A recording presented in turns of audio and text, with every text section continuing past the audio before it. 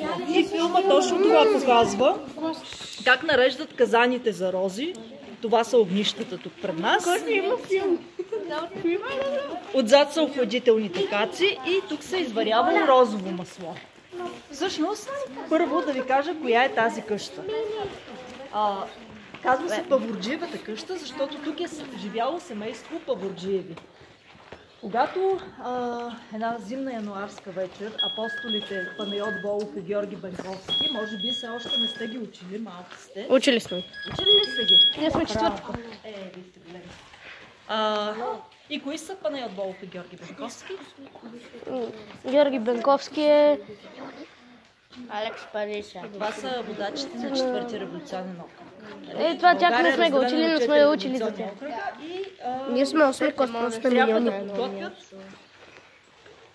четвърти революционен окръг за въстанието.